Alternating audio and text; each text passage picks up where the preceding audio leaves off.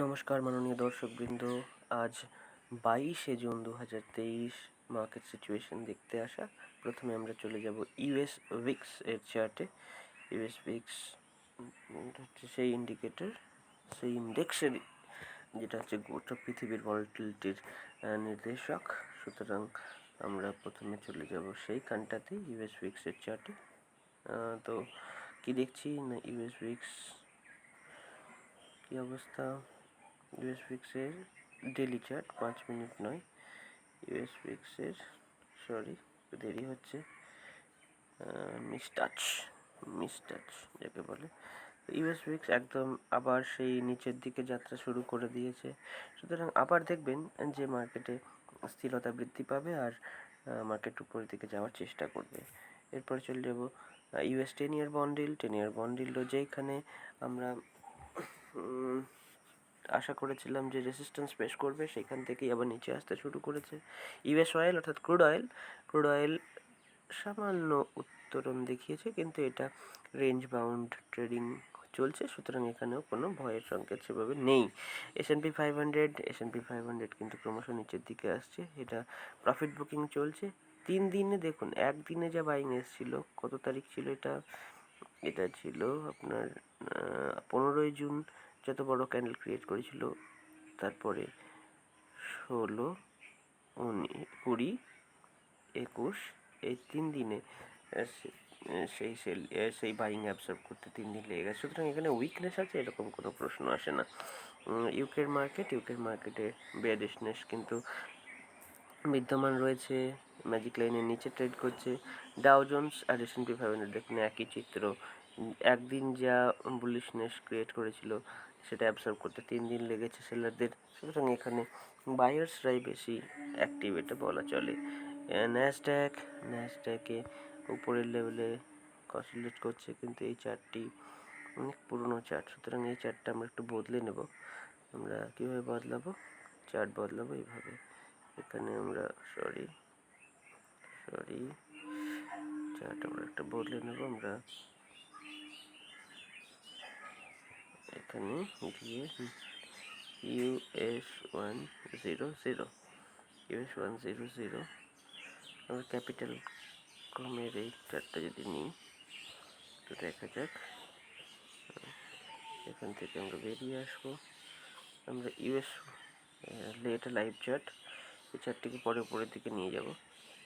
তো এখানেও ঠিক একই চিত্র দেখা যাচ্ছে যে এখান থেকে যা বাইং এসেছিল 15 তারিখের বাইং অ্যাবসর্ব করতে 21 তারিখ পর্যন্ত লেগে গেছে। এখানে আশা করছি এই লেভেলটা ভালো সাপোর্টের কাজ করবে। 14,500 লেভেল সুন্দর একটি বাইংয়ের সুন্দর একটি সাপোর্টের কাজ করবে। যদিও মনে হচ্ছে এখানে সেলিং অ্যাবসর্ব হয়ে যাবে, আজ হয়তো উপরের দিকে মার্কেট যেতে পারে, কিন্তু তবুও যেটা আমাদের মার্কেট চার্টের মাধ্যমে বলছে সেদিকেই আমরা যাওয়ার চেষ্টা করব।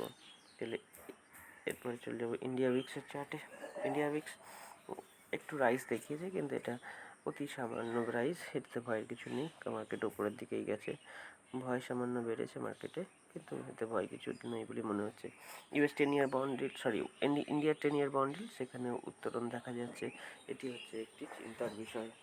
রেঞ্জ বাউন্ড থেকে সামান্য বুলিশ হয়ে গেছে। এই রেজিস্ট্যান্স আশা করি এটা স্ট্রং রেজিস্ট্যান্সের কাজ করবে, 7.08 লেভেল। দেখা যাক, ওখানে রেজিস্ট্যান্স পেশ না করলে তখন মার্কেট অর্থাৎ ইন্ডিয়ান 10 ইয়ার বন্ডের উপর দিকে চলতে শুরু করলে মার্কেট কিন্তু নিচের দিকে যাওয়ার একটা প্রবণতা দেখাবে।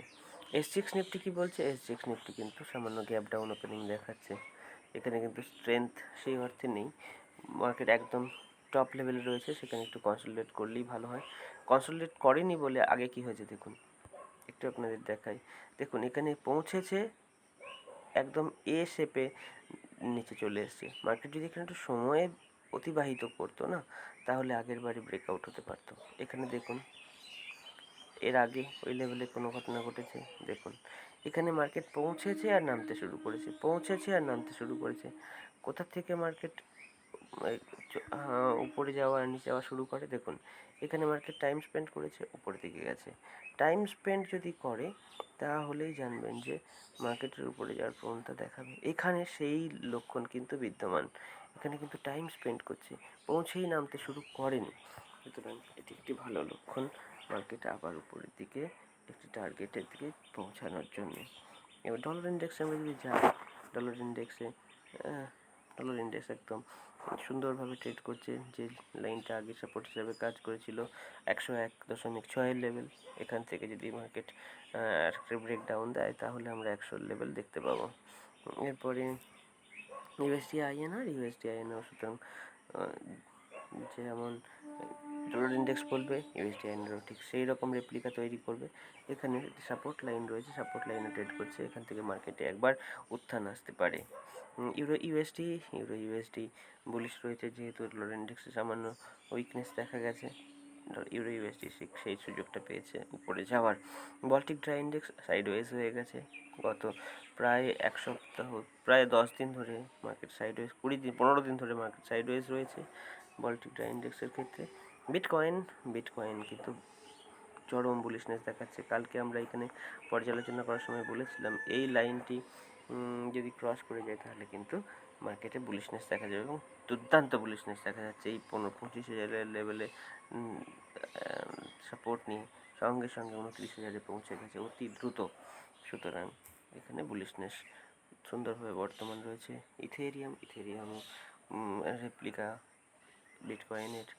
এরপরে গোল্ডের চার্টে যদি যাই, গোল্ডের চার্টে দেখা যাচ্ছে সুন্দর একটি লাইন রয়েছে, যেখানে ম্যাজিক লাইন বলতে পারি, তার নিচে ট্রেড করতে শুরু করে দিয়েছে। এখানে গোল্ড কিন্তু বেয়ারিশ দেখাচ্ছে, গোল্ডকে শর্ট করা শুরু করা যেতে পারে। সুতরাং এখান থেকে 1946 থেকে এতদিন গোল্ডে কিন্তু বুলিশই আমরা ছিলাম, কিন্তু ক্রমশ এই যে ট্রেন্ড লাইনটা নিচের দিকে যাচ্ছে, সুতরাং আমরা এখানে বুলিশ নয় বেয়ারিশ ভিউ রাখবো।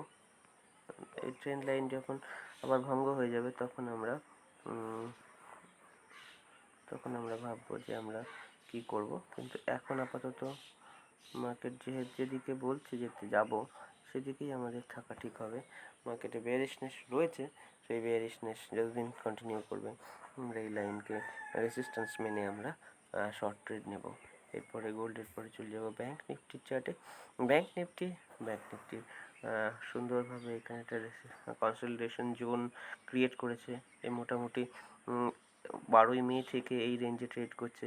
সুতরাং 12ই মে থেকে এই সময় পর্যন্ত আমরা দেখতে পাচ্ছি যে মার্কেটের ভলাটিলিটি কমতে কমতে কমতে কমতে একদম মার্কেট একদম রেঞ্জ বাউন্ড, অত্যন্ত ছোট রেঞ্জে কাজ করছে।